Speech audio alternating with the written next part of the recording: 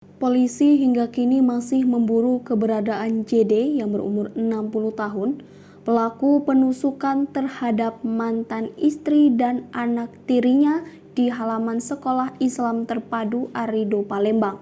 Adapun identitas korban yakni Anita Rani yang berumur 42 tahun dan anaknya Rizky Alfarizi yang berumur 22 tahun, warga Jalan Sabo Kingking, Kelurahan Sebuah, Kecamatan IT2, Palembang. Kapolsek Kalidoni, Kompol Dwi Angga Cesario mengatakan antara pelaku dan Anita Rani sudah resmi berpisah sejak sekitar 7 bulan yang lalu.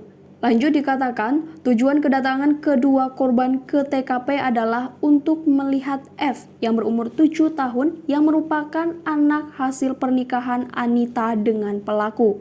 Sebab sejak memutuskan pernikahan, F lebih banyak berada di bawah pengasuhan pelaku. Sebelum penusukan terjadi, korban dan pelaku sempat terjadi cekcok hingga terdengar oleh guru dan sejumlah wali siswa yang menunggu di halaman sekolah. Diduga kalap, pelaku lalu mengeluarkan sebilah pisau dari balik pinggangnya yang lalu dia hujamkan bertubi-tubi ke korban. Mengetahui kedua korban bersimbah darah, pelaku lalu kabur dengan membawa anaknya dari sekolah tersebut. Terhadap pelaku, Angga mengimbau untuk segera menyerahkan diri guna mempertanggungjawabkan perbuatannya. Untuk kronologi kejadian, Anita Rani yang berumur 42 tahun kini hanya bisa terbaring lemah di rumah sakit setelah menjadi korban penusukan secara membabi buta oleh mantan suami sirinya pada Rabu 11 Mei 2022. Tak sendiri, pelaku juga tega menusuk Rizky Alfarizi yang berumur 22 tahun yang merupakan anak tirinya.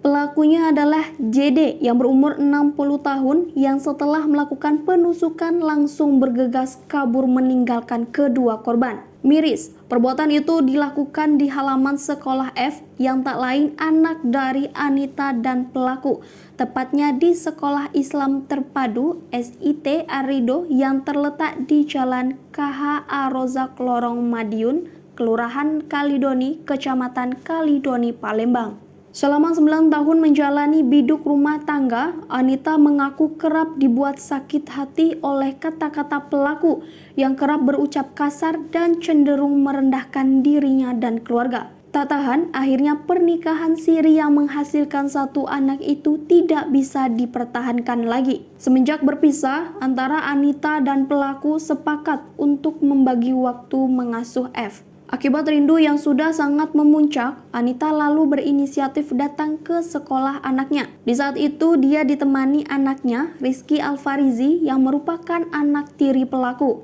Akan tetapi, tanpa sengaja, Anita dan anaknya berpapasan dengan pelaku di gerbang sekolah. Di saat itu, pelaku sempat bertanya maksud kedatangan Anita. Berlalu meninggalkan pelaku, Anita kemudian meminta izin kepada wali kelas untuk bertemu sang anak.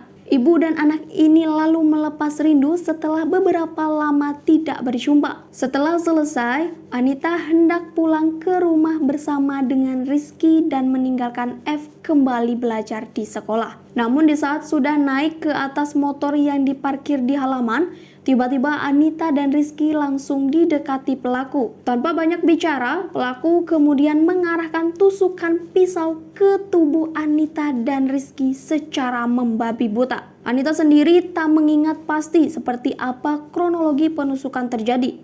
Namun yang Anita ingat, dirinya hanya ingin melindungi Rizky yang saat itu pertama kali jadi korban penusukan oleh pelaku. Anita menduga pelaku sudah memiliki niat untuk menyakiti dirinya. Dalam peristiwa itu, Anita mengalami 8 luka tusukan tepatnya di 4 bagian tubuh belakang, 1 di daerah bokong, 2 di leher, dan 1 di tangan sebelah kanan. Sedangkan Rizky Alfarizi mengalami 6 luka tusuk, yakni 1 di bagian anus, 1 di dada, 1 di bawah ketiak, 1 di bawah mata, 1 di hidung, dan 1 di dekat telinga.